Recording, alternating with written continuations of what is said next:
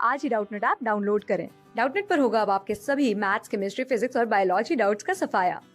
बस अपने क्वेश्चन की फोटो खींचो, उसे क्रॉप करो और तुरंत वीडियो सोल्यूशन पाओ। Download now. यहाँ पर हमें बताना है कि स्ट्रेप्टोकोकस एक्सपेरिमेंट में से गिवन ऑप्शंस में से कौन सी बात प्रूव हुई थी। अब स्ट्रेप्टोकोकस एक्सपेरिमेंट में हुआ क्या था कि स्ट्रेप्टोकोकस निमोनिया नाम के हमने बैक्टीरिया यूज किए थे जो कि कॉजेटिव एजेंट होते हैं निमोनिया डिजीज के। और 1928 में फ्रेडरिक ग्रिफिथ ने ये एक्सपेरिमेंट कैरी आउट किया था।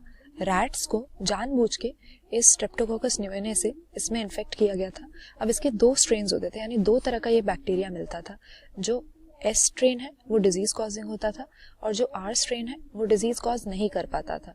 तो सबसे पहले हमने देखा कि माइस में अगर हमने एस स्ट्रेन इंजेक्ट किया तो ये माइस मर जाते थे निमोनिया से, लेकिन अगर आर स्ट्रेन इंजेक्ट करते थे तो ये जी जाते थे क्योंकि ये इन्फेक्शियस या विरुलेंट नहीं था, इससे निमोनिया कॉज नहीं होता था। लेकिन फिर हमने क्या देखा कि हमने माइस में जब हीट किल्ड एस स्ट्रेन का बैक्टीरिया डाला तो क्योंकि वो मरा हुआ था इसीलिए निमोनिया कॉज नहीं हुआ और ये चूहे मरे नहीं। लेकिन फिर हमने एक मिक्सचर डाला किसका, हीट किल्ड इन्फेक्शियस बैक्टीरिया का एस स्ट्रेन का और जिंदा आर स्ट्रेन का।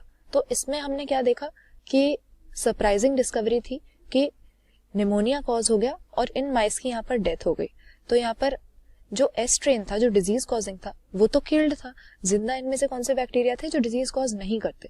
तो ऐसे केस में माइस की डेथ क्यों हुई, इसको ट्रांसफॉर्मेशन नाम का प्रिंसिपल बोला गया।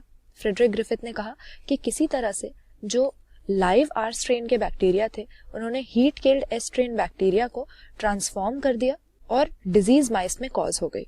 तो यही यहाँ पर गेस किया गया कि कोई ना कोई ट्रांसफॉर्मिंग प्रिंसिपल था या जेनेटिक मटेरियल था जो इन किल्ड एस स्ट्रेन बैक्टीरिया का आर स्ट्रेन बैक्टीरिया में पास हो गया, जिससे वजह से डिजीज कॉज करने की उनमें एबिलिटी आ गई और इन माइस की डेथ हो गई।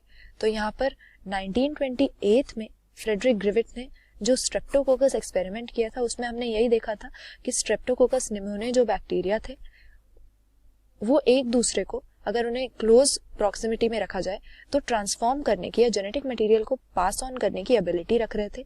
तो यहाँ पर जेनेटिक मटेरियल के बारे में ही ये हमारा एक्सपेरिमेंट था। तो ऑप्शन ए सही हो जाएगा, क्योंकि बाकी ऑप्शंस अगर देखें लिखा हुआ है दूसरे में बाइनरी फिजन, तो बाइनरी फिजन जेनेटिक मटेरियल से रिलेटेड नहीं होता है, ये बस सेल डिविजन होता है और एसेक्सुअल टाइप की रिप्रोडक्शन का ये एक फॉर्म है। तो ये हमारा सही आंसर नहीं होगा। फिर अगेन रिप्रोडक्शन के बारे में लिखा है ऑप्शन सी में, ये भी गलत है।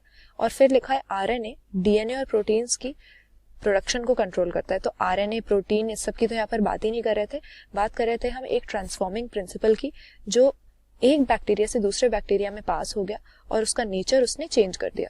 तो यहाँ पे ऑप्शन ए सही हो जाएगा। जेनेटिक मटेरियल होता है जो कि ट्रांसफॉर्मेशन की प्रोसेस में पास हो गया दो बैक्टीरिया में, ये इस एक्सपेरिमेंट से प्रूव हुआ था। डीएनए कहना यहाँ पर सही नहीं होगा क्योंकि बायोकेमिकल नेचर क्या था जेनेटिक मटेरियल का ये क्लियर नहीं हुआ था।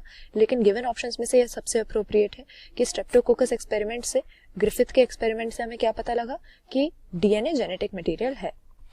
क्लास 6 से 12 से लेके नीट, IIT, जेईई मेंस और एडवांस के लेवल तक 10 मिलियन से ज्यादा स्टूडेंट्स का भरोसा।